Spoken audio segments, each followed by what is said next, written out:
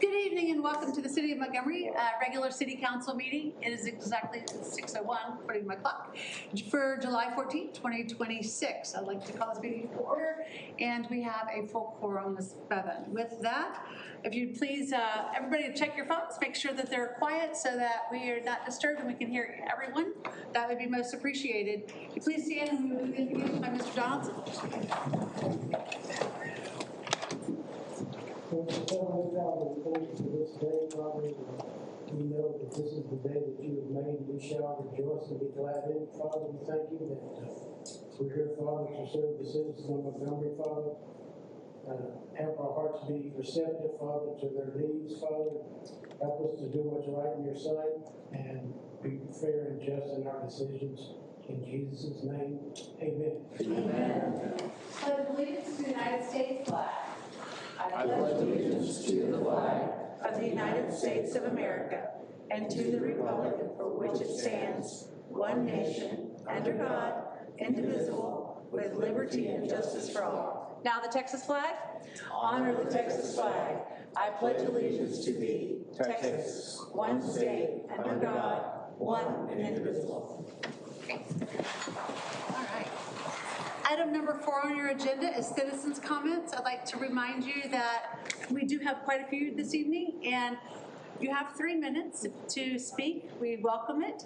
And just note that there's not dialogue back and forth, that we are here to hear your comments, and then we appreciate what you said for it to go on the record. All right, with that, and I did it in order of which I received the request. First one is Brian O'Neill. He's the Lone Star State's HOA president. Thank you.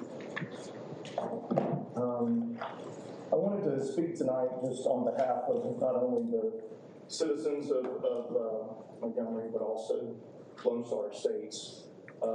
We live in a community, and we've all bought in a community where the city of Montgomery and its historic values drawn everybody here, and so hopefully the city council realizes that. This is in relation to the telecommunications consideration and that monopole that's going to go up behind our subdivision.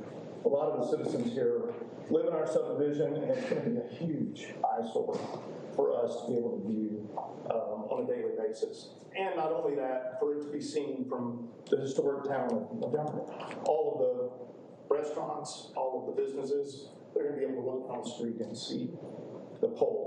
So if you look off into a distance, you can even go down 149 as well as 105. You can see other poles that are up, and I can't imagine that one being that close to our little community. So I think that the city council obviously has an obligation to maintain and preserve the historic town, and we just want to voice our opinion and opposition to that telecommunications. Thank you so much for being here. Appreciate it. Number 2, Deanna Goddard Glazier. We made it to number 7 on the agenda. Good evening, Mayor and council members. My name is Dina Goddard Glazier. I live at 105 Jenny Lane in the neighborhood across the street from the historic district on College Street. I'm here to respectfully ask you to oppose or require a relocation of a 150-foot cell tower that is being proposed to be placed just north of my property in a small area zoned for industrial use, but will have enormous negative impact on residential areas to the south and east sides of it. When I stand in my backyard or exit my side door or drive up my driveway, I see mature trees and open sky. It is peaceful, beautiful, and the reason my family chose to live here, because trust me, it was not the house itself. If this tower is built in the proposed location, the view will be permanently desecrated by a 150-foot industrial structure that will rise dramatically above.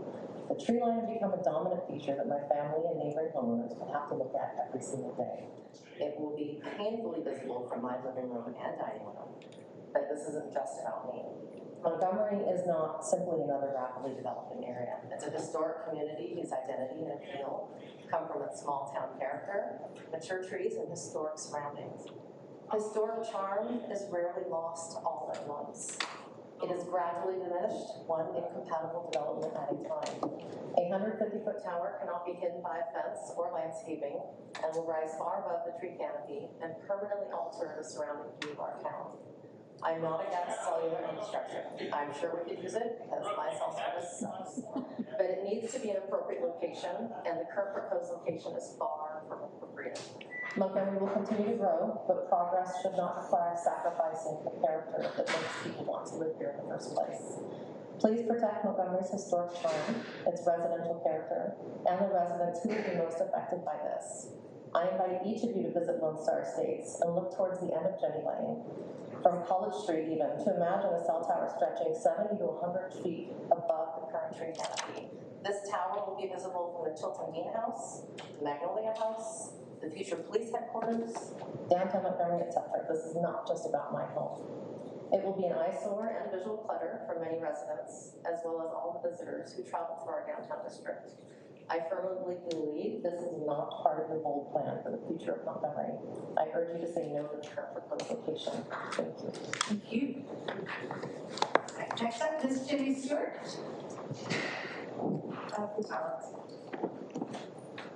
Good evening. My name is Jenny Stewart. I live at 205 Kings Lane. I've been a resident of Montgomery since 1991, and I'll probably be buried in the backyard. So I hope I go anywhere. I'm a former city councilwoman who spearheaded Cedar Break Park and zoning. Both of those things helped preserve, I think, the historic significance of the city, and I've always fought very hard for this historic significance of the city, and that's the reason we moved here, and I think that's the reason all of us are here. Can anybody name another historic city in Texas with a 150-foot metal tower a half mile from city center or the historic district? I can't think of one. There are many other alternative sites suitable for this tower placement. Lastly, I cannot believe that this company, and I don't know what company this is, doesn't have some kind of stipulation or guidelines in reference to placement, residence, schools, and historic areas. I talked to a friend of mine who's retired from AT&T this afternoon, and she said, well, we definitely have guidelines. We could never put them there. So I don't understand why whoever this company is considering this spot. Please use good judgment and find an appropriate site. There are many, many better ones available in the area. And also, one thing I would love to see is on the back of the calendar that you put out monthly, bullet points on topics that are very relevant to the future and the forming of the town, because so many of us don't really pay attention to what's going on, or we're too busy, or we're out of town. So bullet pointing some highlights of what's coming up in the next month, administration-wise or city business-wise, would really be appreciated. Thank you. Thank you. Number 4. Kristen Barker. Shocking, I'm here for number 7. My name is Kristen Barker. I'm a Montgomery County resident, so thank you for the opportunity to speak with you. I'm here because I do not support the proposed location for the cell tower, and I respectfully ask that you do not move this forward. I'm not opposed to improved cellular coverage. Reliable service is important for residents, businesses, and our first responders. But better coverage does not justify placing a large permanent tower adjacent to residential neighborhoods and visible from the Montgomery Historic District. The proposed tower may not sit inside the historic district itself, but that distinction does not eliminate its impact. Residents and visitors do not see boundary lines, they just see Montgomery. A structure of this size would become a dominant and permanent part of the landscape surrounding homes in one of the most important historic areas in our community. In my view, that makes this location inappropriate. You're not simply deciding whether to allow a tower, you're deciding whether a permanent structure of this size belongs adjacent to residential neighborhoods and visible from the Montgomery Historic District, and I don't believe it does.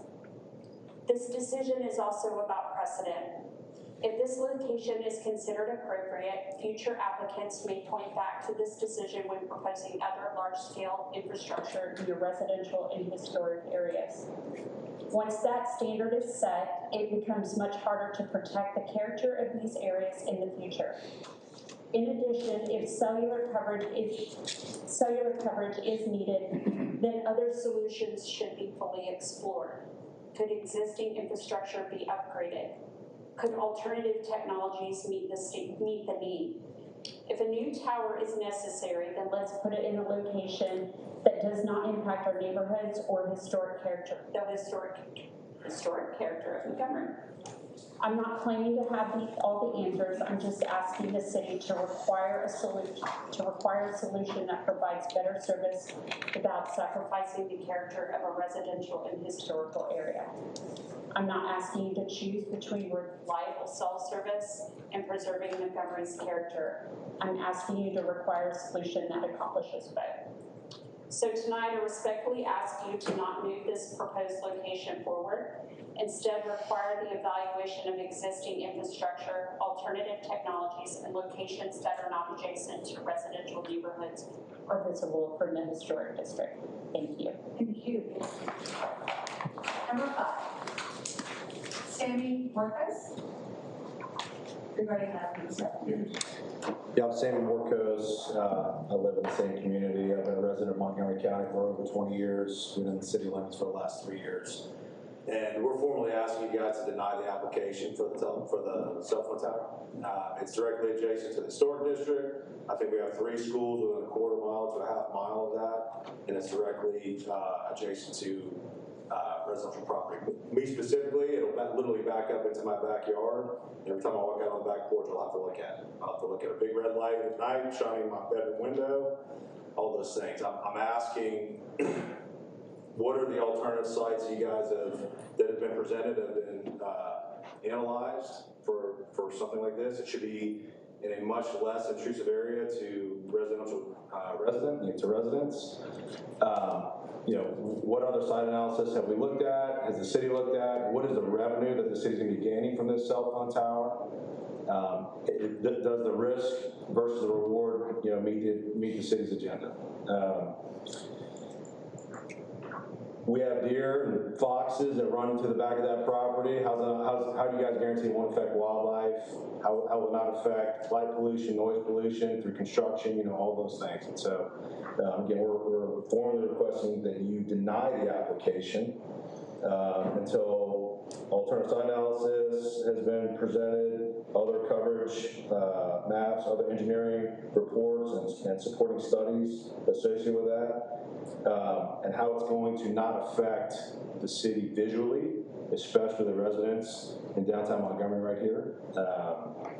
So again, we're formally asking that you deny the application until other sites have been completely analyzed and we've looked for a much better location or something like that. Again, it's not adjacent to historic district, to schools, and directly adjacent to residential property. I recognize that the water treatment center is behind there. It's covered by trees. This can be sitting, whatever it is, 150, 200 feet high in the air. You're going to be able to see it for miles and miles. And we're asking you to formally deny the application. Thank you. All right, next item on your agenda is the consent agenda. Item number 5, consideration and possible action on the City Council regular meeting minutes of June 23rd, 2026. Number 6, consideration and possible action to approve a resolution of the City Council of the City of Montgomery, Texas, appointing the current alternate judge for the Municipal Court as the presiding judge of the Municipal Court, providing that the official of alternate Municipal Judge shall remain vacant until a successor is appointed, providing a repeater, providing for severability, providing an effective date.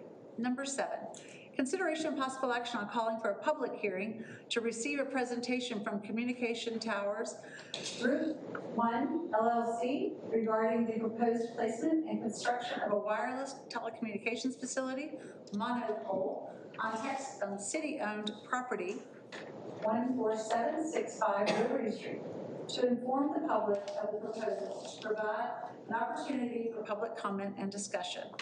Number 8, consideration and possible action of the City Council serving as the Board of Adjustments, calling for a public hearing to consider request for a height variance to allow the construction of a 150-foot flagpole on property located at 20025 Eva Street, HEB. Council, you can take these cumulatively or individually, what is your pleasure? I'd like to pull 7. Okay, so it's been motioned that we pull number 7 and seconded. All those in favor say aye. Aye. Ayes have it, motion carries. Approve the consent agenda to the Number 7 on the agenda. Consideration and possible action on calling for a public hearing to receive a presentation from Communications Tower Group 1 LLC regarding the proposed placement and construction of a wireless telecommunications facility monopole on city-owned property 14765 Liberty Street to inform the public of the proposal, to provide an opportunity for public comment and discussion. I have a question for legal. If we didn't deny a public hearing, is that an improvement? I mean, I don't want to deny something.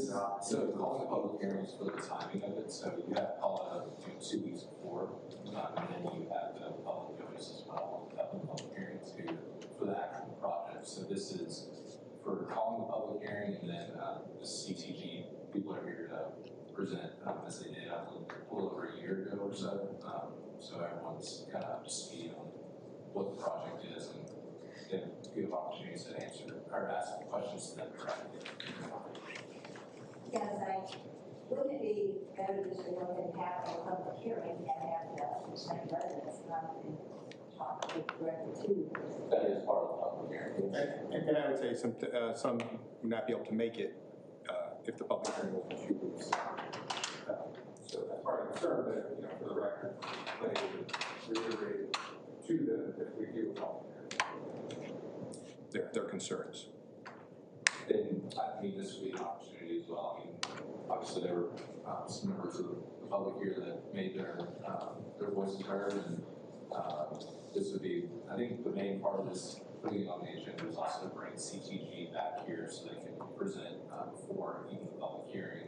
And so you don't have to make an action item or take action on approving or denying the entire ground lease and memorandum ground lease that we looked at last city council meeting. Right. This is, calling a public hearing is just the action.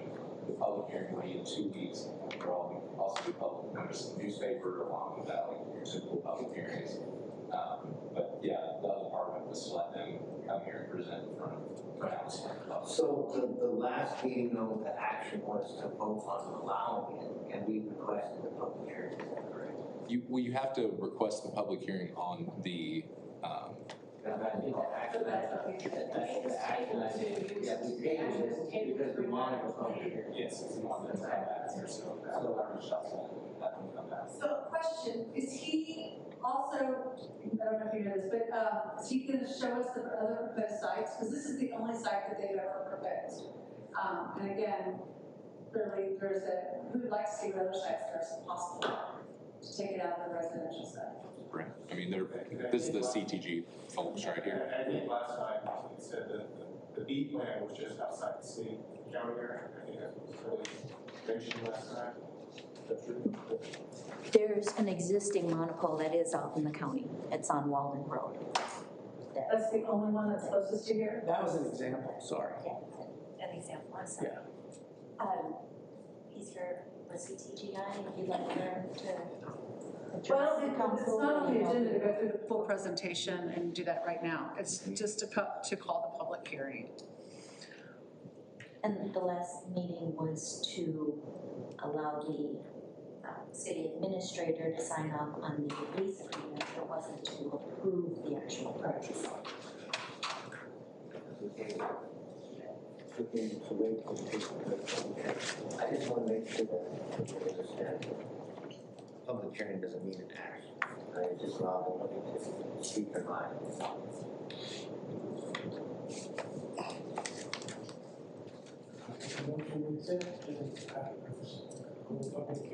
Motion by Mr. Donaldson that we accept item number 7 as presented.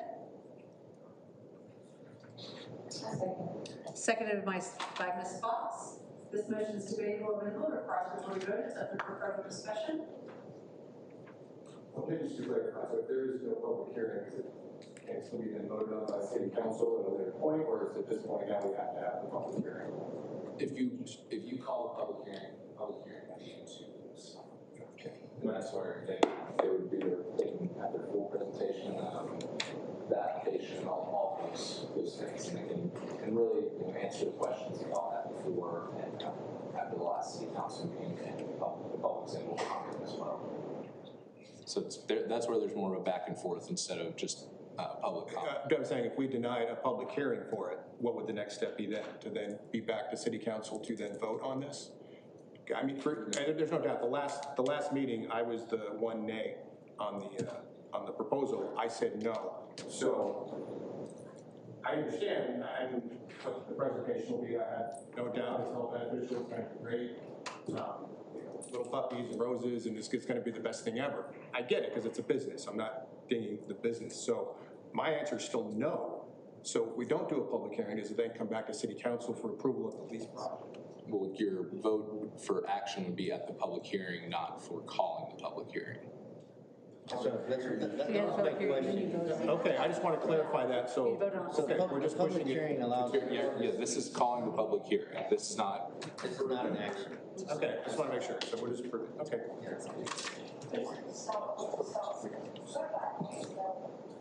We have to have a public hearing, so it has to be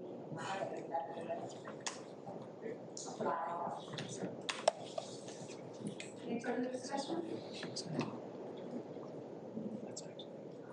All those in favor of accepting item number 7, say aye. Aye. Those opposed say nay.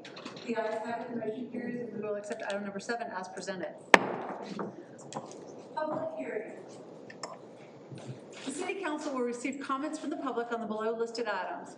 Speakers will be limited to 3 minutes each. Persons wishing to speak during the public hearing portion of the meeting must sign in to participate prior to the meeting being called to order. Number 9, convening a public hearing on a request for a special use permit for a financial institution with a drive-through lane on the property at Corner John, Tract 2-B, acres 1.188. It is 6:22, and we are in public hearing. No one is here to speak. It is 6:22, we will close the public hearing. Item number 10, convene in a public hearing on a request for a special use permit to allow an existing indoor children's play business and proposed expansion at 15363 Summit Park Drive, Suite 204. It is 6:22, we will enter into this public hearing. No one is here to speak. It is 6:22, we will close this public hearing. Regular agenda, item number 11. Consideration and possible action on an ordinance of the City Council of the City of Montgomery, Texas. The City Council granting a special use permit to Wells Fargo for a financial institution with a drive-through lane on the property legally described as Corner John, Tract 2-B, acres 1.188, providing a severability clause and providing an effective date. Good evening, Mayor, council members. This is in reference to the proposed Wells Fargo at the northwest corner of 105 and 2854, or also known as the southeast corner of HE. And the drive-through is actually a drive-through lane for their ATM. They are proposing no outdoor teller services, so it's just for their ATM. I'm sorry, just say they're not having tele services. Yes. They're calling it a more traditional, hands-on, come in and speak to the tellers, otherwise it's the ATM machine that's outside. And I did attach a copy of the planning zone regulations.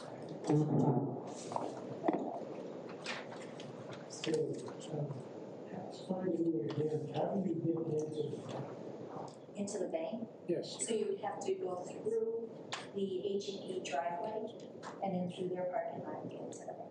They will not have their own separate access. It'll be a shared access through H&E.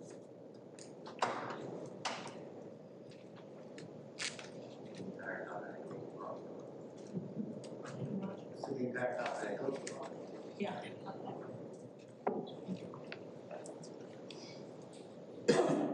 Make a motion to accept agenda item number 11 is presented. Motion by Mr. Johnson to accept item number 11 on the agenda, item presented. Second by Mr. Glazer. This motion is debatable and will require a majority vote. It's open for discussion. All those in favor of accepting item number 11 as presented, say aye. Aye. Those opposed say nay. The ayes have it, the motion carries. We will accept item number 11 as presented. Item number 12 on your agenda. Consideration and possible action on an ordinance of the City Council of the City of Montgomery, Texas. The City Council granting a special use permit to Caroline Plagens, owner and operator of Charlotte Spot LLC, DBA, the Village Play Cafe, to allow an existing indoor children's play business and proposed expansion at 15363 Summit Park Drive, Suite 204, the property zoned ID industrial, establishing certain conditions, providing a severability clause, and providing an effective date. Ms. Tiller. So again, this is in the area of our industrial zoning district. It is one of the tenant spaces that had already been occupied by this indoor children's play area. They would like to propose to expand, and with this expansion, we wanted to make sure that the use is properly permitted in this industrial zoning district. So typically, a children's play area is not a use that is typically allowed in the industrial zoning district. But it's already at that location.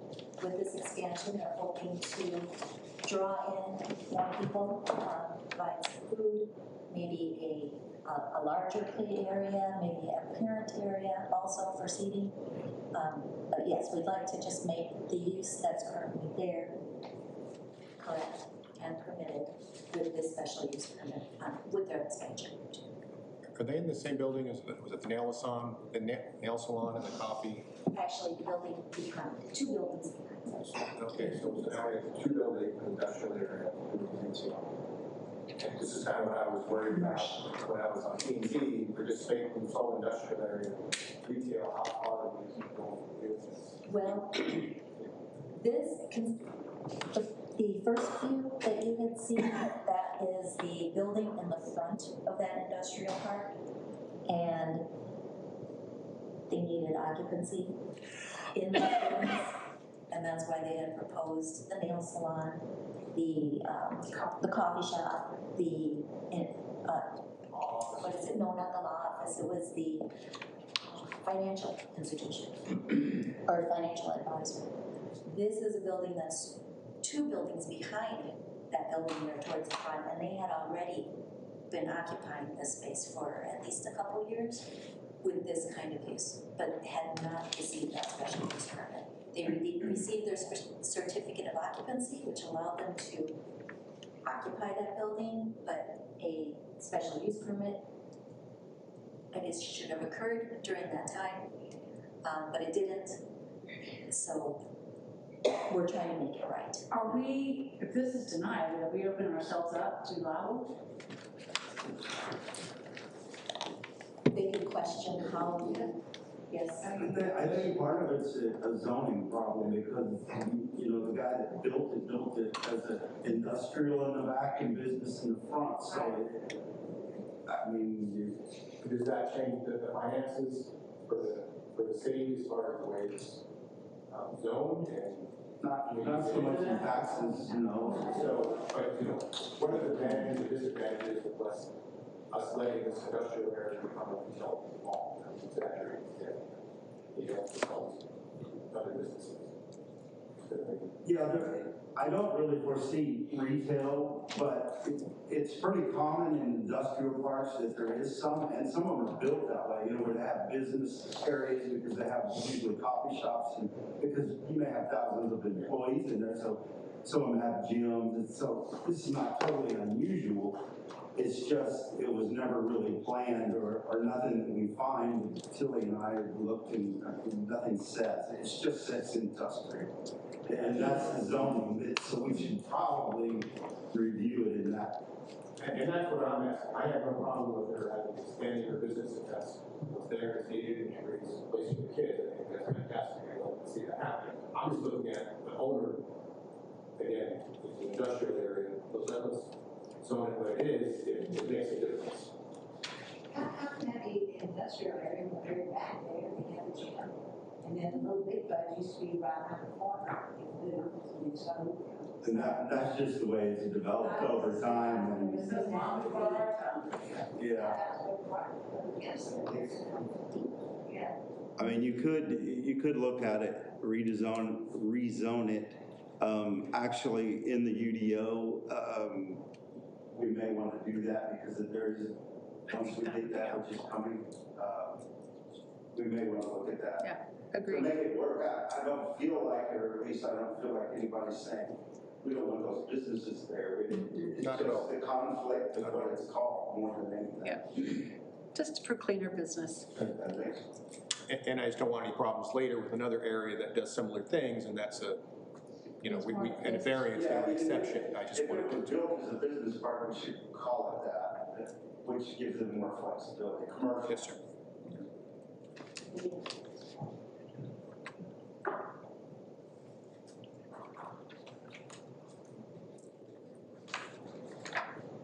She expanding just within the same building? Yes, right next door, about 900 square feet. She's already been there. Yeah, I think West Fargo. Motion by Mr. Glazier, second by Ms. Fox, that we approve the expansion discussed on item number 12. This motion is debatable and amendable. Requires majority vote. It's open for discussion. All those in favor of granting item number 12 as presented, say aye. Aye. Those opposed say nay. The ayes have it, the motion carries, and we'll approve item number 12 on the agenda. Number 13, consideration of possible action on the designation and naming of the property located at 21050 Eva Street as the intersection of Highway 105 and Liberty Street, also known as the South Lot, as Liberty Park. Hello, Ms. Kimberly. Hello, good evening. So this is part of the MEDC's downtown improvements plan. We're implementing our downtown improvements project, and part of that is placing park signs in all of our parks. The South Lot is planned to become a park of sorts. We are including public amenities, including our Montgomery sign, a Shumard oak tree, enhanced landscaping and seating areas for residents and visitors, and designating the South Lot as a park will preserve the green space for the residents. Approval of this item will formally designate the South Lot as a city park, so we can put a park sign on it, preserve that space, and we're proposing Liberty Park to represent the Liberty tree. And it's on Liberty Street. Seemed to make sense. If I tell you who came up with the idea, you might change your minds because it was Mr. McElroy over there. But when he told me, I was like, He was going to say McElroy Park. Everything just seemed fit. I have a question, and it's kind of, it's about the park. But the burial mound, the middle of it, why is it so close to the street? Well, in the future, that's really going to disappear. There's going to be a wall there that the Montgomery, is sitting on, which is going to be 3 foot, and the letters are going to be 3 foot, and the star is going to be 10 foot, so that mountain's going to disappear. We did that so we could plant the tree, actually going to be planted tomorrow. So I'm with you on the that's where the street should be. So did we research tomorrow to put that mountain? Yes, we did, and there is enough room 60 feet. where we're, So that means one side was 30. We're closer than 30 feet to the street. That means we're gonna have to shade the branches on it to keep it off the street. well, that is possible, but we left enough room, so if they do put a turn lane in there, there is room, but we'll have to trim potentially in the front side. But if we just moved the burial mound back 10 feet, we wouldn't have to do that. Yeah, we had to fit the star in there. If you remember how we did on the star, we also moved the back end of that up. We kind of had to fit it in there. But I don't disagree. But most of the time, this total circumference, there's room to do it without interfering with any of the wires or anything else. Why do we have $15,000 more that we have to spend? When we included on the original state, when we allocated for MCECD signage? It's not an addition to, the backup states that $15,000 is already included in what the Economic Development Corporation has allocated for the entire project. So the money's there. Yes, it's in the 80,000, whatever we originally. No, you're thinking about the Garrett House. Yeah, that's a different. Yeah, it's in the overall budget for the downtown improvements project. So this is part of that, but the money's already there.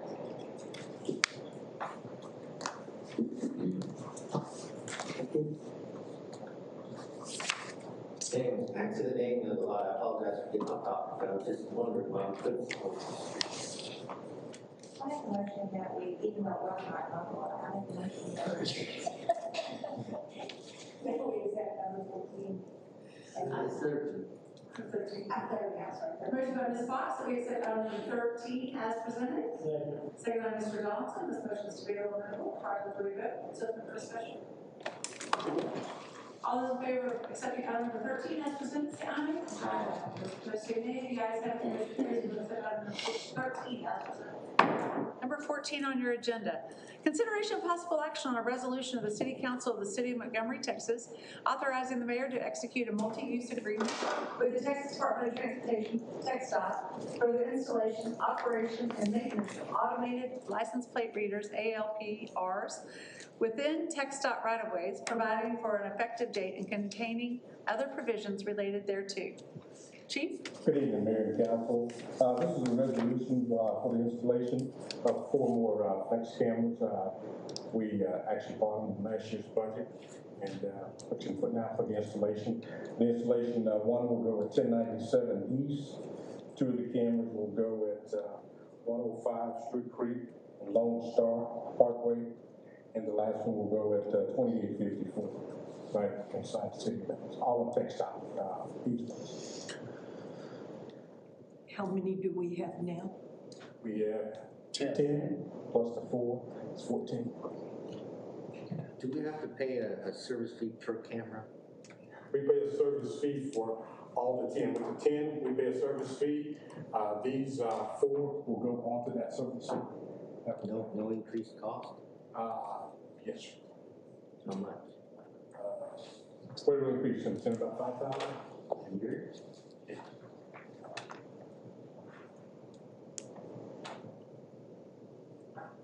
The cost of the cameras, I'm sorry, you said you already purchased. Yeah, we already purchased. We purchased them last year's budget. Where's the closest one to the one that's going on 2854?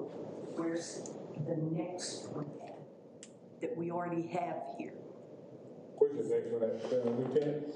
Okay, so the one on 2854 is going to go at the city limits coming into Montgomery. The next camera that's going to be closest to that will be, the other camera will be at Stewart Creek and 105. That is one of the 4, so that's 2. The third will be at Lone Star Parkway and 105 on the other side of the high school. And the 4th is the one on 1097. The one that's going to be closest to that is actually a DPS camera, and that one is just past the CVS on 2054. And there also is another DPS camera down on 105 on the other side of the high school, but it's facing a different direction. We're going to use this camera to catch the traffic going the other way. So it's all inbound into the city. The closest one that is erected that is there now is going to be the one here in town, right in the center by Poplar Springs. 14 roads on there or something? Well, it tends to cover, it tends to cover all the exits and the entrance. At the time we had the burglary over on 1097, as those cameras headed back toward the Bentwater, we lost that. So this will give us the coverage that will be able to read all these license plates.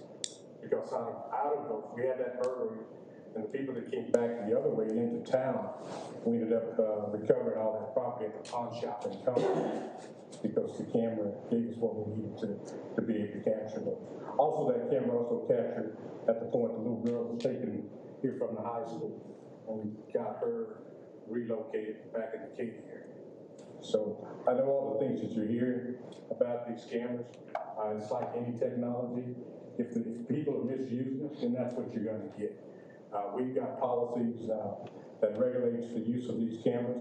Any of our officers that are using these cameras, when they're going in to look at that camera, they have to have a case number or an incident number, which gives us knowing what they're tracking, who they're tracking, and how they're tracking those things. And I'm just like you, I've been hearing a lot of things on the news, all the one is, and sure, what if you're using that technology for something that you're not supposed to be, yeah, you're gonna have all those things that can come up where people say, okay, well, the government's watching us. There's nothing no more dangerous than your cell phone that you keep in your pocket every day. We can track you and tell you where you are all day long and what time you left there. So all those things happen, and that's why we put policies in place to regulate. The lieutenant audits those audits our system, make sure what our officers are looking at and what they're looking for. How long do you keep the images? We keep those images for 90 days. Okay. So we get it, but it's been a good tool for us. It's been a really good tool for us. It's been a really good tool for law enforcement. It's just unfortunate that there's paranoia and there's been some issues. Well, I am totally for this 150,000 cents, so I like the motion to accept the 14th as I Motion by Ms. Fox, and second by Mr. Olson, to accept item number 14 as presented. This motion is tabled and full. Cars for vote. Open for discussion. All those in favor of accepting item number 14 as presented, say aye. Aye. Those opposed say nay. The ayes have it. The motion carries. So we'll accept item number 14 as presented. Number 15, consideration of possible action on the ordinance of the City Council of the City of Montgomery, Texas, amending the rates to be charged for solid waste collection service inside the City of Montgomery, Texas, providing for a penalty for failure to pay accounts, providing conditions upon which service will be resumed, repealing all conflicting ordinances, providing a savings clause, providing a Texas Open Meetings Act clause, and providing an effective date. A lot of providers. I'm telling you, provide a lot. Mayor and council, we are entering year 3 of the 5-year contract with Waste Management. Ms. Tiana Smith is here if you have questions about the contract or the calculation. This year's increase is a 6.46% increase. The rates provided to you on the cover sheet are the waste management rates. The city adds a 5% administrative fee to that as a part of our billing. Since we bill for utilities, we add this to the bill. Any questions? Just so you know, because this is just because we're just amending existing fees or not fees, fines, we're not supposed to. So anytime that we implement a fine or a fee, we have to post that for 30 days. 30 days. So an amendment to it, an existing, does that have to be? Because it's in the contract that they do go up, and that's where it changes.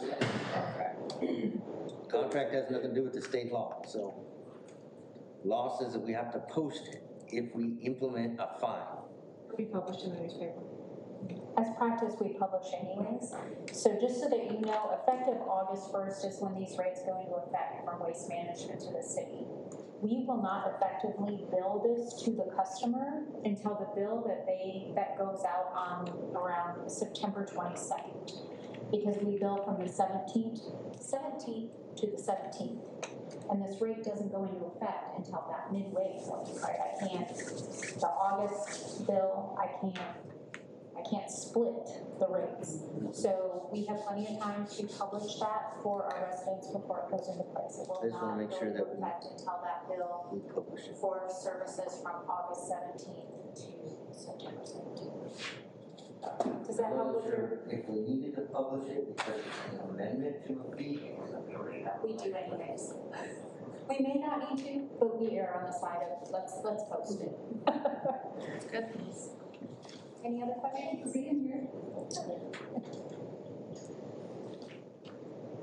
make a motion to accept item 15 as presented. Motion by Mr. Olson that we accept item number 15 as presented. I'll second. Second by Mr. Glazer. All those in favor of accepting item number 15 as presented, say aye. Aye. Those opposed say nay. The ayes have it, the motion carries. We'll accept item number 15 as presented. Number 16 on your agenda. Consideration of possible action on the deed for the water plant number 4 site project. So as you all recall, as part of the development agreement with the Briarly Redbird Meadows, they are dedicating the water plant site. The water plant 4 is going to be constructed. We've talked to Link about that project, where it is. So this is at the corner of Old Plantersville and Old Dopham Plantersville. So on the Briarly, so closest to the railroad tracks across from the old ag park. So the most western part of that property. Correct. And so in your packets on page 75, you'll see a copy of a survey of that property to give reference. This is part of the agreement that they deed this to the city. The city is not purchasing this. This is part of the agreement that they provided to the city. The district has signed, a utility district for that development, and developer signed. Your attorney has reviewed and has no further comments. He's ready for the city to accept the property. Once we have this, we can obviously start construction on property. This is going to be the raised tower? That is correct. And what's the footprint like? So I don't have the site plan in front of me, but this site allows for both the tanks that are going in today, the well, and as well as future space for an additional tank if needed, and plenty of room for construction. One thing that the Briarly development has done is the 2 lots immediately adjacent to this, they're holding those and providing a construction easement to allow more space to allow this to construct. But once it's up, there's plenty of room on the site to be able to operate and maintain that facility for its life. It's going to be fenced, probably. It is, 100%. So there'll be access, the primary access for the city will be off of Old, can't remember if it's Old Dobbin plans or Old plans, we've got through a couple site plans. But so we don't have to have staff or city trucks driving through the development every time to get to the water plant. But it will be a fully fenced, it's required, it's potable water. So it has to be a TCQ regulated fence. We are working with the developer on enhancements to that for aesthetics, but it will be a fully secure process.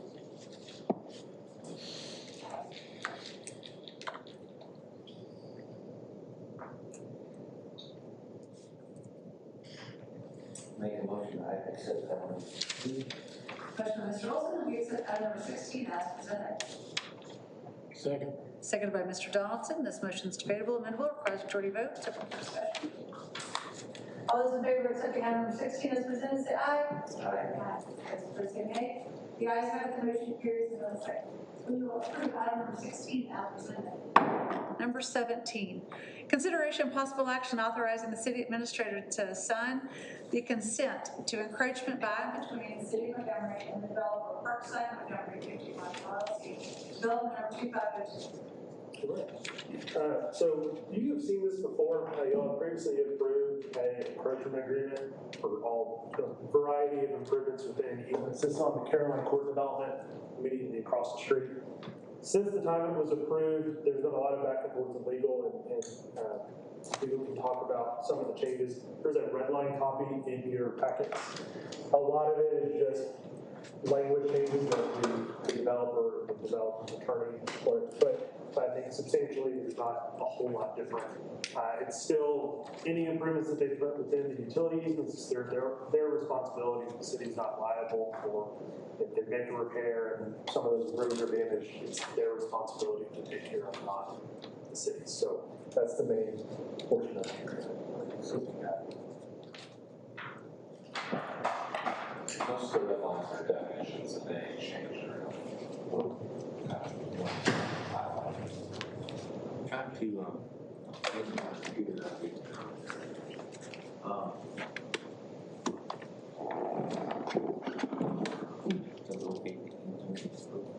So it's more of a blanket easement, so there's not a lot of specifics on this. So what was happening was, I don't know how many times Briarly has come back for each one of these to work the same thing of improvements within, this section of the easement each time with the same language. So this is a blanket utility easements within the development. If any private improvements are put in there, they're the responsibility of the developer, not of the city.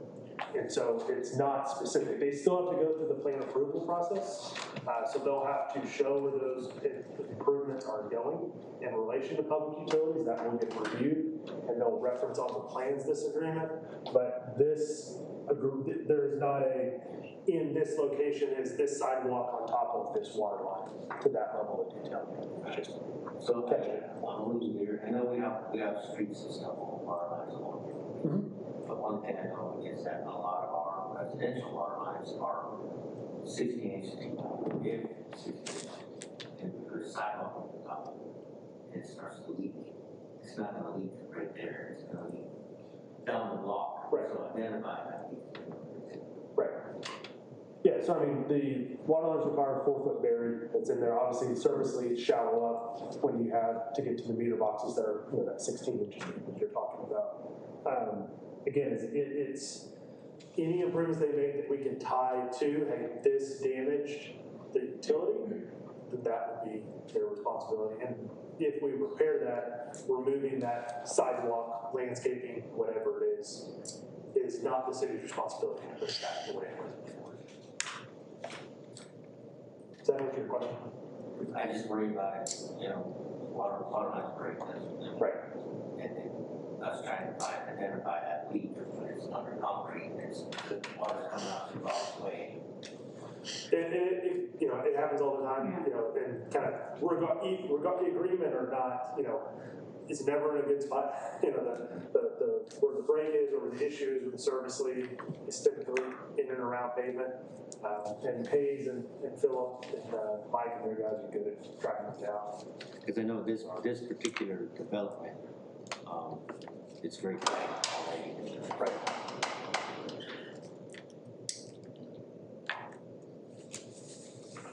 Okay.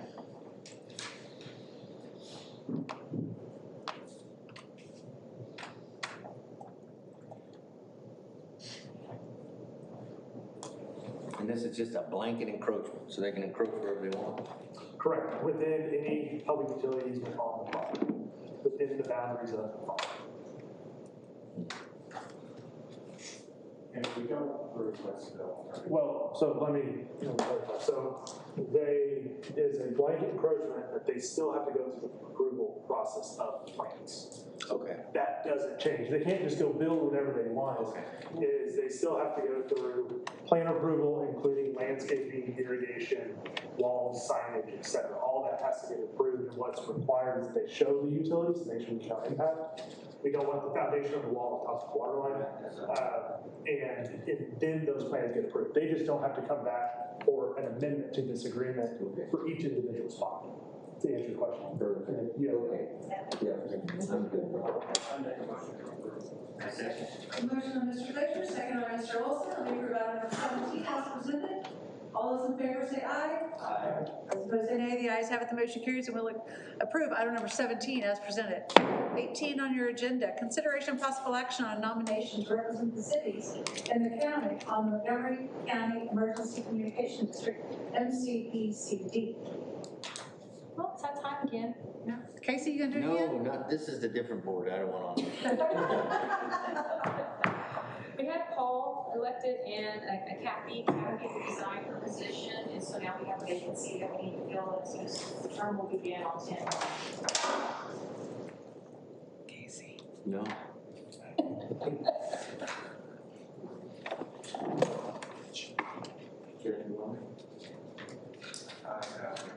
Emergency services board, which you're going to lose that one.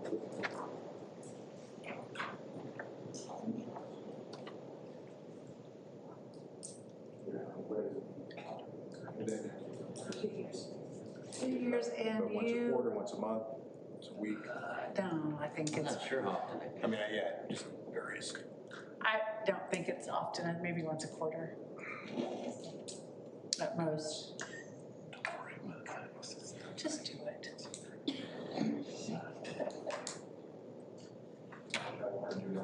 Commissioners are the ones that will pick after they receive all the ballots. Is that right? Is that right? Yeah. Two members are We in. nominate now, then we'll receive a ballot for. Yeah, so, it's just, you're just a They're nominee. just on the ballot, and then. Chance that you get elected. I think it's less bashing. Yeah.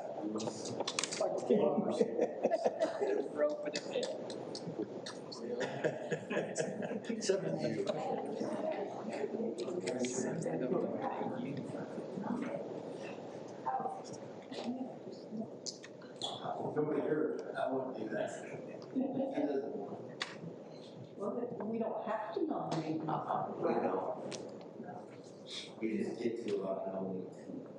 Yeah, we get 2 votes at the table. So is the motion to not nominate, or? I think you just say no action. I think you just say no action. Okay. The response is due by July 17th. Okay, we'll take no action.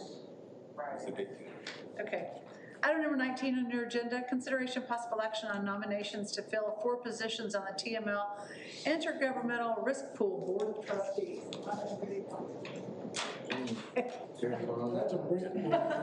I'm out of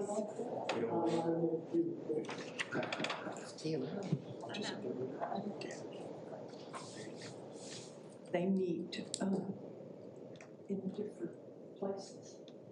other cities. So is that a no action?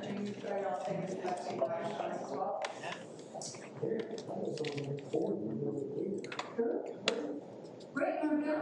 Sure, why not? Oh, shoot, okay.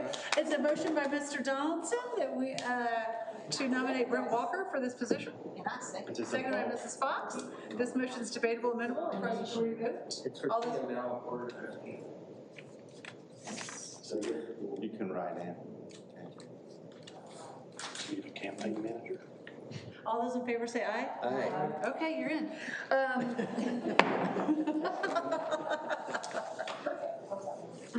right. Everyone. Sure. Make motion, I second. Yeah. Thank you. All right, staff reports. Item number 20, City Administrator Monthly Report. By the way, happy birthday, Mr. Walker. Hey. We have cake in the back. Should everybody's sweet tooth be activated? There's cake in the back. I don't know. It looks. What is it? Chocolate cake or what? No, it's yellow. It's yellow cake. All right. All right, I figured I would, I'm not sure what everybody's talking about. Last time they yelled at me because I took all their things that they wanted to talk about. So I'm gonna talk about the municipal complex, its specifics. I'm also gonna give you this cheat sheet. I didn't have time to put this on because you brought it up last night during the budget, but I wanted, if you, and you have received it before, it's just something you can, I printed off last minute, but it shows the exact schedule. Thank you. And it's probably not perfect. You know, these kind of things don't always go perfect, but at least it gives you the idea of where we're at. Right now, I talked to John this morning, and we're on schedule on creating the construction documents. We're right there. Like I said, we'll be here to talk about the interior, because the interior is what is on time right now. The construction documents are almost made. Those are due by the end of August, and even a little ahead of time. Like I mentioned, so the construction documents are due at the end of August. September, we should see GMP. For the August 10th meeting, I'm gonna have Telepson come and speak to you about, where we are on costs. They're getting pretty close. They've already reached out to all their contractors and their subcontractors, and they're putting that all together. Like I said, the only issue that we run into so far is the soil that's under that building. we don't have the answer to that yet. They're still working through it, whether it's engineered soil in some places. They've also talked about going from 7-foot caissons to 20-foot caissons and maybe using chemicals to even support that, you know, which dries out the soil around it. So there's options. We're just trying to find the most financially viable option. And if you, so let me go back. August 10th, Telepson will be here. That'll be the budget meeting. We'll talk about the budget. We'll kind of dissect it where we are on that project. The August 11th regular meeting for City Council, that's when we'll have John here personally, the architect, go over all the things specifically with you. He'll also bring all the items for the interior. I think he's going to bring samples and carpet samples of this, samples of that. You'll be able to see the renderings. It's like a 3D program, and you'll be able to watch that and kind of get an idea what it would look like, you know, going in. So that is really where we are. I think it's moving exactly like it's planned. Nothing at this point is behind. They've already started looking at some of the long construction items, you know, getting some of those ordered in place. A lot of the electrical components are some of the toughest ones right now. Anything with copper in it. But I think that's the basics of it. That GM package, at least, and Telepson will confirm that when they're here. By August 10th, they should have this down to, you know, the finite details, so they'll be able to say whether they'll be able to deliver that in October. So. I have a quick question about the design development that was through July 1st, finished development design. Mm-hmm. Was the facade on the outside, was that, and I was gone for the first 8-10 days of June. Was that all finalized already, what the facade will look like?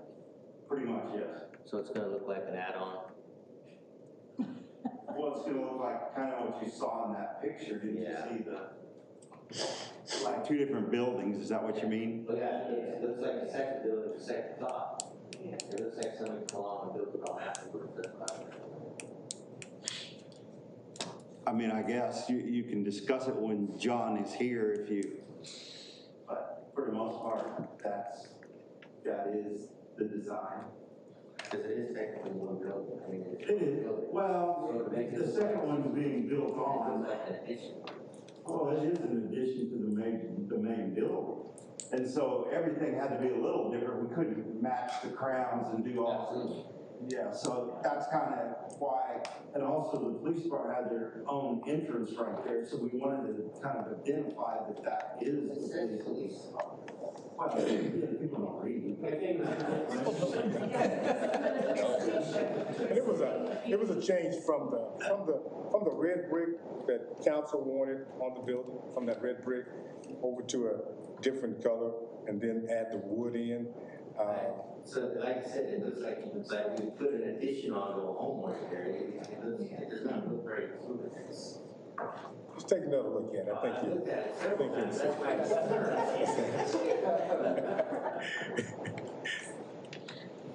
If we can't see the sign that says police department to understand that that door is the police department, we have to change the whole color of the building. I really have trouble with people not understanding police department. But when you say, okay.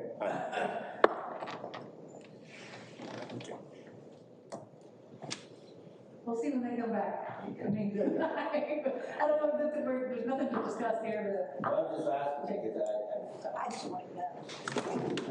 Yeah, that's why I gave this to you, you know, so you can kind of see what the schedule is. We really are on schedule right now. So I think you'll really see things start happening here August, September, and construction starting, you know, October. That's fine. Right, are there, I don't recall, but there are incentives to finish early, or is there penalties to finish late? There is no incentives. We didn't put those in the contract. if they get behind on delivery, there could be potential problems there. That is in the contract waivers. They're out that way. See, Are you finished with your report? Yes, ma'am. Number 21, June 2026 Police Department Report. Chief. Good evening, Mayor and Council. You have the report in front of you. If there's any questions you have, you asked about the changing of the verbiage and on which type of verbiage. I saw that, thank you, sir. Appreciate it. The residential versus commercial. Right, appreciate it. Thank you, sir. Chief, I had 2 phone calls in the past 2 weeks. One was gushing about the police department. His wife was home by herself, and there were solicitors in the city, in the neighborhood.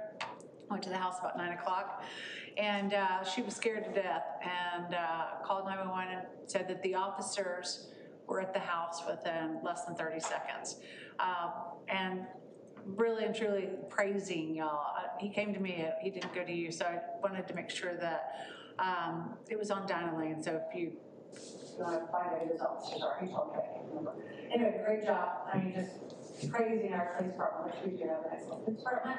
And then another one, someone is putting in a business here, and Miss Tilly got rave reviews, because she was not his favorite person at the very beginning of their engagement. And he has since now had an affection for her. So anyway, just wanted to make sure. We hear bad things, we don't. It goes back down.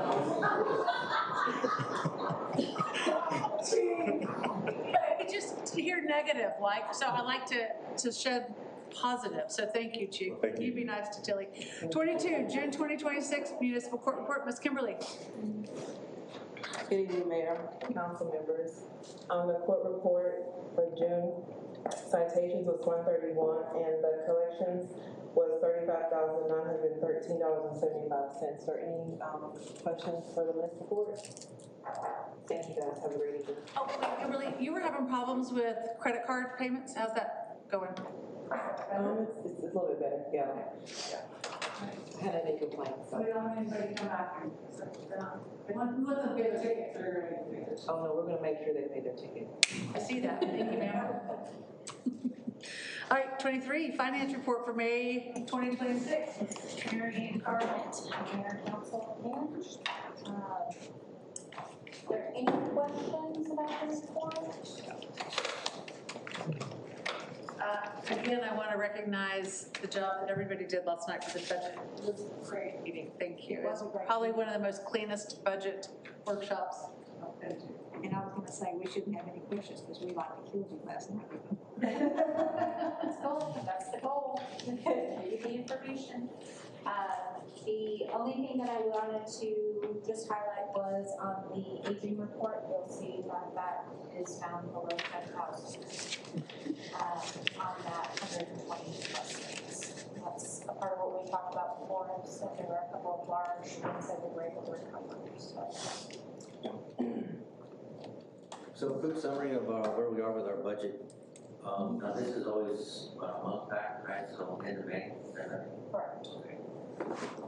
So where we were at end of May, we're how many months in this budget? 6? No, it would have been 8. 8 months? Yeah. 8 months in. 8 months. At that point, we only had 27% of our revenue left to realize to make us whole for the year. And we had only expended 43%. No, excuse me, we expended 57% of the budget. So that's good, great. I've added the curve on both sides. No concerns. Stop. Thank you. Item 24, Public Works, May 2026, monthly reports. Mike Park, number 4. All right. Council, you got my monthly report in front of you. Happy to answer any questions you may have on it. Taking comments. Whatever you got. This is the, I want to make some reports. He's right at it. Okay, so I won't see this. Okay. Thank you. All right, thank y'all. All right, next, utility, number 25, utility operations, May 2026 monthly report from the utilities. Good evening, Mayor and Council. Another very clean report this evening. If you look at it, accountability is at 95.58%. And then your sewer plant has zero any types of excursions or any problems. It seems to be running just good.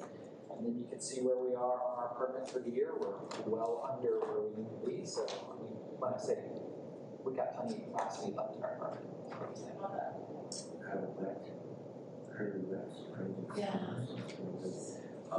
Quick question though, when our water starts to smell, we have some complaints in June about water it's gone off.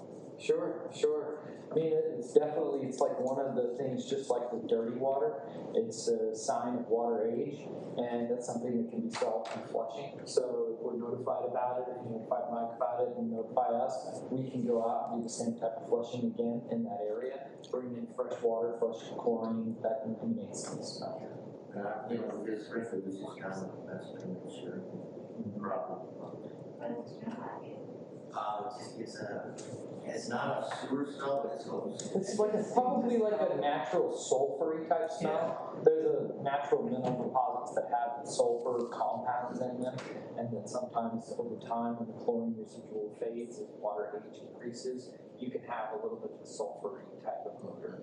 Just as natural as groundwater, and the best thing is just to flush it on out and bring in fresh water. So just notify us, let us know where that's at, or if anybody's experiencing that, and we'll continue our flushing program. Thank you, sir. Appreciate you. Thank you. Have a good evening. All right, you too. 26, Development Services Report for June 2026. Good evening. So our development activity still remains steady. All throughout June, we've had interest in both residential and commercial projects. We've been actively reviewing development applications, having meetings, having pre-development meetings with interested parties, coordinating the permits, the planning, and then having code enforcement involved in there also. We're continuing to improve our internal procedures, I think. We're trying to catch each one of them, going through the ordinances and our new department website. And on a lighter note, just thought I'd let you guys know, we are looking at a college intern to possibly help beginning August. Good. And through December. Maybe shadow me, get some hands-on experience, especially in the direction of development that he's major. So. Great job. That's exciting. KKC.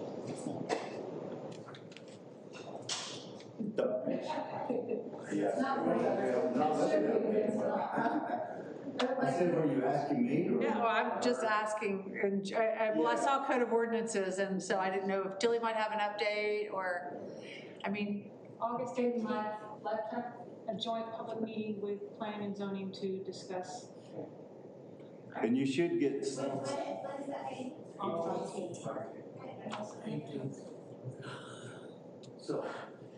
back to the intern. Is Cody still? Yes. And we'll probably use that. We originally took applications for the position she was trying to fill.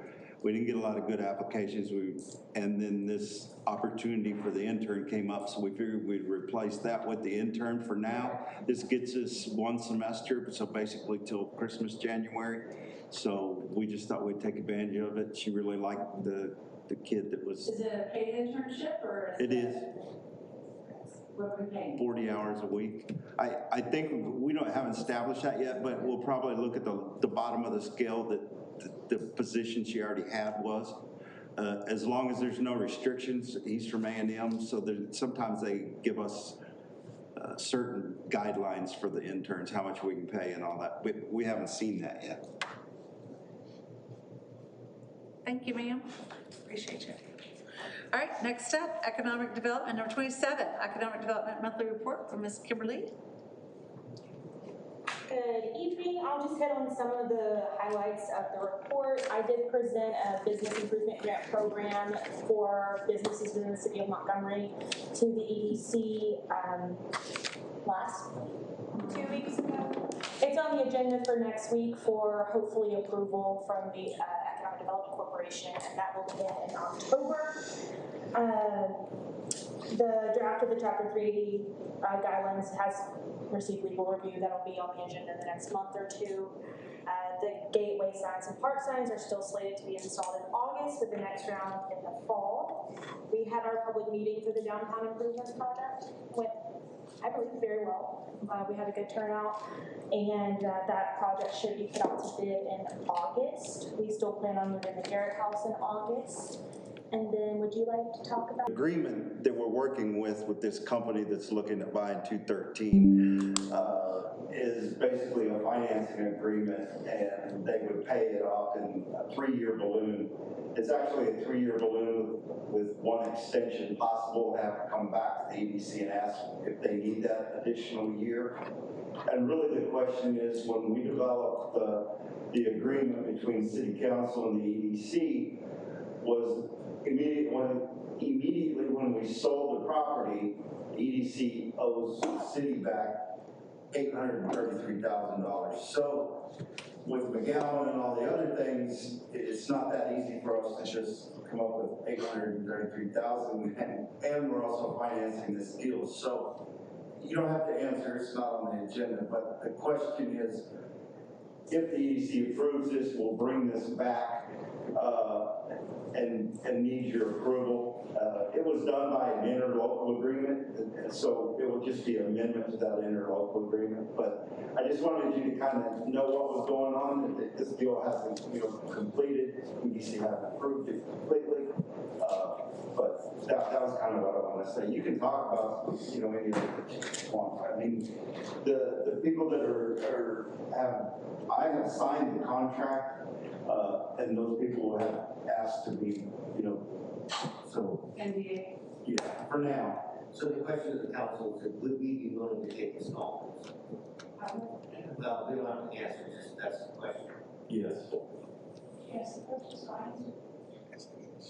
So I assume that I haven't seen the deal yet. So if the EDC were to approve the deal, it would likely be something we would put on an agenda. Yeah, we put it on the agenda for you to amend the interlocal agreement. I should have that paperwork finalized by tomorrow for the next MEDC meeting. Any questions? Great job in that meeting. Thank you. Number 28, building official report for May 2026. Oh, great panel. You get me today, sorry. That's all right. Mayor and Council. My name is Cody and I'm one of your inspectors. You have in front of you the building department report for the month of May. We've been quite busy, although there have been significant delays lately from the inclement weather, if you haven't noticed. I'm happy to attempt to answer any questions you might have.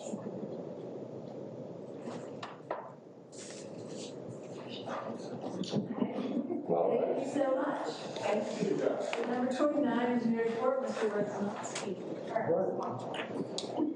Yeah, no, I will be quick. I think I talked for an hour last night, so. Most of the hours on here. You have a paper copy in front of you. It's very similar to what's in your package, just a signed version and a couple of grammar changes that we made. So I will hit the items that we did not discuss last night specifically. So moving on to page 2, and just stop me if I skip over something you want to discuss. Moving on to page 2, the lift station number 10 improvements project. We did have a couple pay estimates come in for that project. It is complete. There's some final punch list items that are addressing, so we'll come back to you finally to do a final acceptance of that project once it's done. The Buffalo Springs roadway project, item 3 on page 2, that bids tomorrow. I know we briefly discussed that last night, it's more pricing. As that comes in, number 4, the BCS utility project, we're just waiting on deposits from the participating parties. Moving on to page 3, top of that page, you'll see a photo of the work on the water line installation for the simultaneous Boston water line loop. They're nearing completion of that project. It's pretty quick. So just kind of final cleanups and testing, et cetera, to get that one complete. Obviously, like everyone else, weather's impacting a lot at the moment. Item 7, the Caroline Court sewer extension. We're nearing completion of the design. We're working with the developer. They've requested we pause a little bit on bidding the project because they want to get some of the clearing and dirt work out of the way first before this contract moves in. Page 4, nothing really to discuss. We'll be coming to you in a future item to talk about concrete crossing the hills of Town Creek, acceptance of those projects. Page 5, may not have been one to hit, or on June 16th, we had our bi-annual meeting with TxDOT, where we go over all the different projects in the city and around the city and the timing of those. A couple things that they've let us know is the access management project continues to get pushed. The one here outside of City Hall, all the way in Grimes County, is now pushed to September of 29.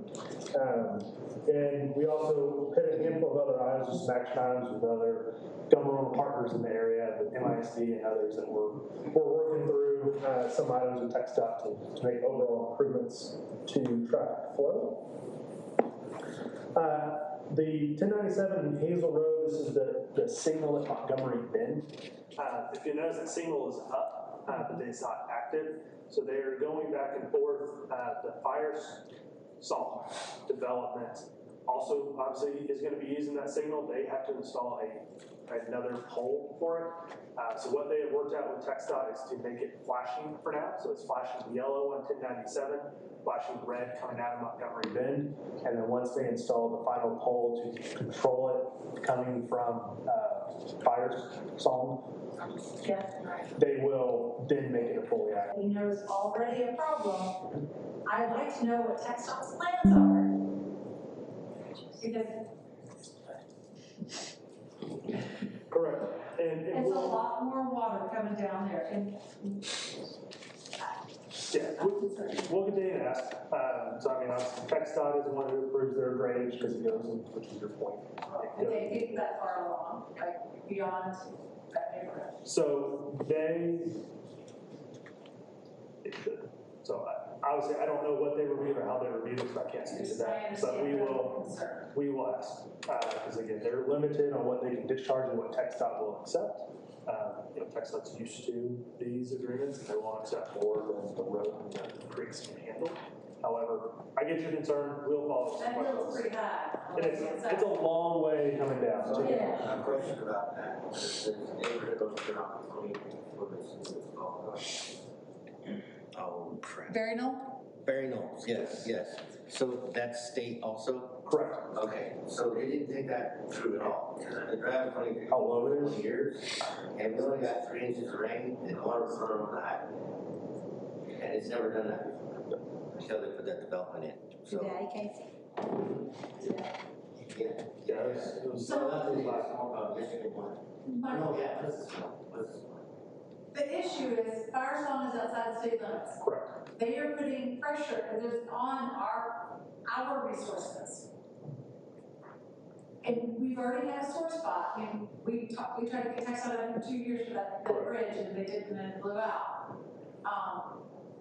It's concerning, and, okay. For sure. I think you hear me, but I do.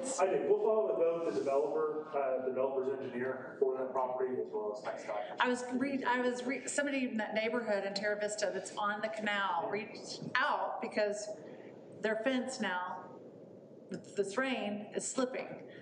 Not our problem, but our problem. So. They back up to the canal between them and Montgomery Bend? Correct. Got it. Well, Waterstone. They're on that side. Got it. Yeah. Got it. Yeah.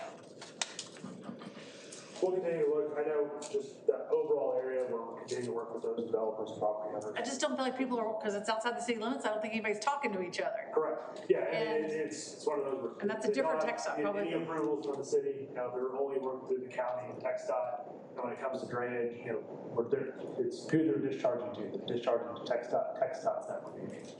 So, but we'll follow with all parties. drawings. Let's see what we find out.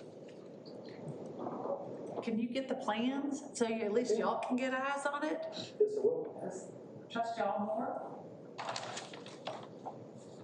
And then the last item to hit, we've already talked about Kendon Keys, the last two items.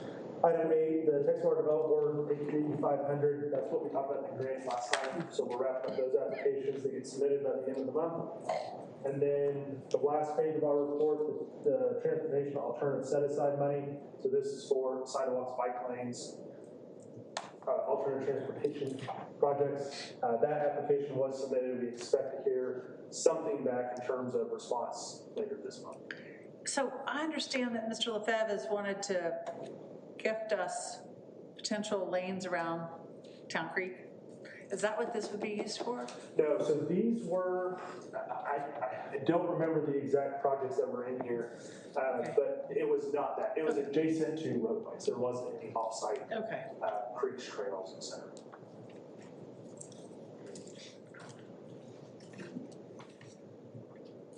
Well. And other than that, you have updated maps behind you showing developments and projects. I'll gladly answer any questions you have. Can you mention something about the workshop with The UDO? with Jonathan? Project? Oh, because, did you read the email? I'm not saying no. He wants to keep the original thank that one. Thank you. Yes. So I was trying not to say it all out. Thank you. I got you. I'm with you. There's a lot of emails. But the Montgomery Crossing development that we mentioned last time. So the email was a short, simple, I want to keep the original agreement we have. So doesn't want any amendments to the agreement. So that is that she funds for the city to have design the lift station on site as well as the off-site force main, like every other development project. But none of the other changes that we talked about, she's not wanting to amend the agreement. So she's abandoning those ideas. Correct. Well, we agreed to the agreement. And she's asking for. Oh, no, yeah, Yeah, she's not but it's asking for expired. any, no, so if she's asking for any other change, if she comes back for a variance, if she comes back for anything, that still has to get approved by you, but she's not requesting a change from the terms of the agreement she has. And so what we will do is at your next meeting, because it's been, I think we provided a proposal to do a portion of the work in 24, so we'll provide an updated proposal at the next meeting, be able to authorize subject to receipt of deposit to move forward on that public infrastructure component. So there's no need for a workshop? I don't know. Keep the original agreement. And she's started a new escrow and paid that, so. Yeah, so far she's up to date on escrow. She submitted, the development has submitted drainage and traffic analyses. We provided comments to both of those. We haven't received plans yet. They're going through the first rounds of the studies first. So, but it doesn't change, our process is still before construction, we will take pictures of streets. You'll take pictures of where they're entering and exiting. On the plans, we'll be approving the construction entrances and where those are. And we will document damages or anything done that we specifically directly attribute to that work and make sure that's on the punch list. Well, I'm just concerned because it seems like the budget is very tight. And so repairing streets might not be in that budget or have enough resources to do so, which again, was the idea of updating that development agreement. I don't know if we can do an amendment, but I want to have brand new streets and then have the construction on those brand new streets. Well, I think through the process they're getting ready, that's where we can write that in there and like you said, taking pictures of it, this is what it looked like. Before you started, there's gonna be some access stuff that we're gonna have to deal with. There's still some traffic flow with construction traffic, and where she starts and how she pays it. Blood out of term if there's no blood. Yeah, well, and she's basically self-funding the PID, you know, in the beginning. There's no bond issuance or anything related to it, at least currently. That's how she's going to attack it, so it will be on her to recoup those funds. When does the project actually start? So, I mean, from her side, the project has started. They've done and submitted their first round of studies. I think plans are coming shortly. We requested, let's get through the studies first, make sure those are approved before we get into plan reviews. But then it'll be, I mean, to design and do the force main, I don't have a schedule for them, but we'll ask on as far as when they expect to break ground. Typically, by the time we get plans, go through the reviews, get them in front of council for approval, that's a 2-3 month process if things are done smoothly. So I mean, I think the soonest that you would see dirt moving on that site is likely July, in the fall, October, November timeframe. Dr. Roth, the superintendent of the schools, sent me a list today of new neighborhoods coming in. There's 2 that I identified as on the list. Just FYI, again, 123 neighborhoods are building in MISD. That's everything west of the lake. That is a whole lot. And there's some really big developments in there that Our little 2-lane streets cannot hold up. Correct. And, you know, we're in the time frame where the county's restarted their thoroughfare planning, and so that's on our list. Yeah, but they've been doing that, and we still get zero attention, so I really. You know, continue to push on all those levers that we have. Pushing on the county, pushing on TxDOT with the meetings. Well, I heard Charlie Riley's finally starting to talk about the southern loop. Like, it's finally starting to have a little bit of legs, but if we could, I mean, I don't think we've been invited to that table to have that conversation. Well, what about the northern loop? I know they got a grant to do it. They're in engineering. Yeah, they're in engineering. That's $100 million. That's happening. They're in design from 149 to 105 on that north side. It's just that there's a whole lot.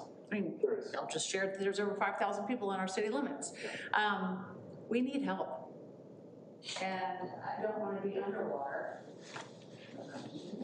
because we were ignored, and then it's our problem. And that was a significant number. I was thinking more like 40 or 50. $1 million. No, it gives me heart palpitations. Like, I'm just, And those people come here, like, a lot of the MISD shop in our city, which is fantastic. but they're on our roads, and. But there's a cost to be paid for that? Absolutely. Absolutely, and some of those are outside of our city limits again, and so there's some limits, and again, the erosion issue, and I don't think that we are getting the attention necessary from county or TxDOT for those issues. When's the last time you met with Mr. Walker's office or Mr. Riley's office, Chris? Have you? Walker, it's been a few months because we were talking about all the prior items. Yeah. Okay. Riley's not as much because it's a smaller portion of the city, but it's been a while since we talked to him. About plans about helping us with roads and stuff. But I think it's definitely we need to reach back out and have those conversations. He's gonna make some, so that's good. But I feel like we're at a time We need action now. Correct. And there's only, and the hard part is, as you've alluded to, so much is just outside the city. You know, the limited control that we have, so it's relying It highly on impacts us. 100%. 100%. So do we just have to stomp and scream and get some attention, or how? Well, I think it's the county's the one that controls, you know, in those situations. TxDOT is limited when it comes to access and drainage, but ultimately the developments are approved and reviewed by the county. So it's continuing those pushes. Thank you. Thank you. Okay, I have a question. Yes, sir.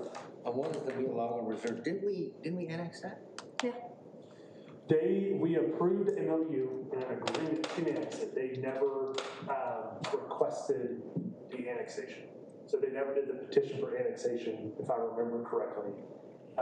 We did the agreement, Yeah, I was like, but one of the steps of the agreement is, it was an agreement to annex, subject to receipt of petition. They have never sent in that petition, and I believe that property is recently sold or is in the process of selling.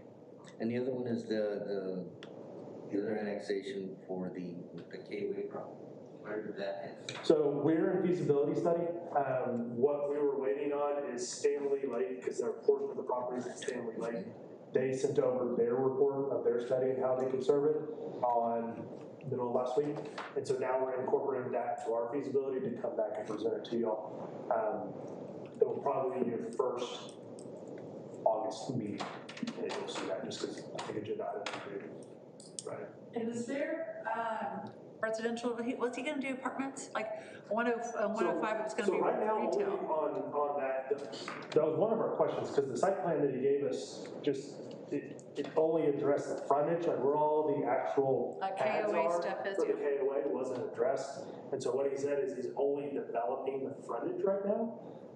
We've asked for a couple site plans because he had one that extended well beyond what we were looking at, and one that didn't. So that was one of the things that we were waiting on from the developer on what is the plan of what you're looking at, and then what happens with all those pad sites that are you just leaving them or are you taking away, and what is the long term? Because we don't want to annex it and then he comes back and says, oh, I'm going to try to put 300 units of apartments back here.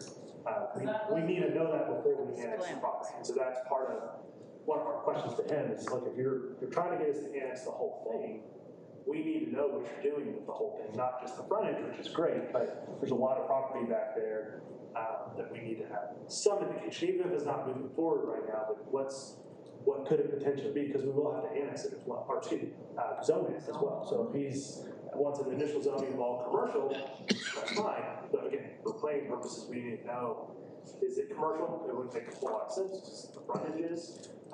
If it's multifamily, we need to know that, because obviously those are large volume users that we need to plan. Well, could he come to us for commercial and then change his mind and say, Okay, never mind, pivot. I mean, so it depends at the time when he changes his mind. So if the feasibility study gets completed and all commercial, and he comes back and says, hey, instead I want to do X, Y, Z, our recommendation would be you need to do an amendment to the feasibility study because we went from 20,000 gallons a day to 100,000 gallons a day, and represent, because that changes cost, everything.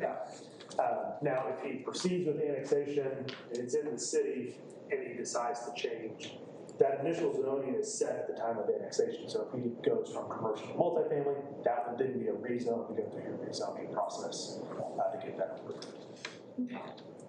But it doesn't seem likely because he's also asking for a little assistance to get all the water and sewer over to him. So. Right.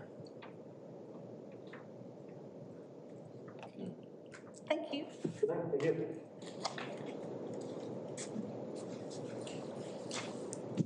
Council, entertain a motion. I make a motion to accept the monthly reports as presented. Motion by Mr. Olson, we accept the departmental reports as presented. Ms. Langley seconded that. All those in favor say aye. Aye. Those opposed say nay. The ayes have it, the motion carries, and we will accept the departmental reports as presented. Closing agenda, number 30, council inquiry. So I have an inquiry about, So MEDC, we restructured to so that we won't follow the original or the design intent of MEDC. So we moved the events and pulling your lag over to the city, yeah? So one thing that we tried to do for a couple of years was get our fall festival back when it was still with MEDC. But now that it's with the city, how do we get our fall festival back? Yeah, actually Kimberly and I talked about some of that today. We're looking at, some of these big festivals, wine festivals, very popular and a few. And we're gonna come up with some thoughts on that and present it to council, EDC both. Because EDC can also sponsor these things. We want to look for corporate sponsors and other things too, to kind of push these deals. But Kimberly will come up with some stuff and give you some reports on that. The conversation that we had, the most recent conversation actually was today, was having a legacy event and really working on that. And because when we're downtown, I mean, you know, these people want some of that stuff back. So we're trying to figure out the best way to do it. And now that we have some more parking up there, and I think it's a little more achievable. And, you know, even I like the idea of that crawfish thing that they had, you know, I mean, just reading about it, I think that was it just outgrew the city. I mean, it got so big that it, you know, so that, I think that's how we achieve that. You know, we kind of start with one at least. Of course, we're also getting ready to have some meetings about that 4th of July event. We're gonna make that better. We're meeting with Rollins and Debbie that we kind of put that together and see how we can, you know, it sounds like a lot of people like the parade, so we'll have that back in there, but, you know. Yeah, that was my next one, is that the 4th of July, because the 4th was put on by Chamber, the Fall Festival was put on by Chamber, and now obviously our Chamber has done what we knew it would do, which is ignore us. They definitely. We would like to have those events back and keep them with the city. It just never works out to have it outside organizations. I mean, we'll take it over and they disappear and so do our events. Yeah, that's usually where you can get sponsorships and things like that. That way it's controllable, doesn't necessarily have. Sponsorships, but as far as owning. Yeah, I mean, if we create it as a legacy events or events that belong to us, then those are the city events. I mean, I like to see the small businesses, and even like what Rollins did, you know, with the first Saturday. That's great that they're doing that. They did a good job with it. They double the people that are there. You know, that's easy for them. I mean, for those kind of things, we can supply the police and night skies, you know, put up barriers and do all those things. And July 4th was good, even though we had a short runway. I thought We so. left at the altar, so no complaints there. I mean, that's more people that have been downtown on 4th of July parade day. Because typically that we would have a parade and everybody would go do barbecues. And people were in town till 3 or 4, so it was fantastic. Yeah, it was a great job. So everybody, so like Marilyn was there. I mean, yes, Stephanie, Tilly. I mean, thank y'all so much.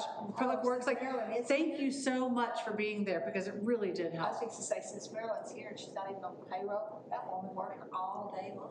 And the day before, Tilly and Bird and Stephanie were out putting up and stuff. So it really was all hands on deck. So thank y'all for that. We truly just appreciate it. God knows it was not. What do you envision for a fall festival? And what time? What are you talking about? So the one thing that used to aggravate the tar out of me is that the wine festival was always on homecoming. September. It was always on homecoming. It's like, geez, don't do it on homecoming. So like moving into October where it's cooler and people can enjoy themselves and be outside. Well, the reason I was saying that is that we have October the 16th and 17th, we have the quilt walk, and on the 17th, we have a voice in the past, which would be all the chairs and stuff like that. So I was thinking that, you know, hopefully it would be something and not coincide with those. Just keep that in mind, yeah. Yeah, and also we have, Faith and Blue on the 6th, right? Yeah, Faith and Blue on the 6th of October. Yeah, October's a busy month. Because that's Yeah, that's during the week. I just feel that even though the wine festivals that fell on homecoming all the time, it was always enormous turnout. Enormous turnout. Very successful. And I've got a group that wants to come and start it up again. Wait, and I'm not downplaying the Quilts walk because I like to go to the quilts and stuff, but the turnout is refreshing. What we used to get. Well, it's over 3 days. The football festival.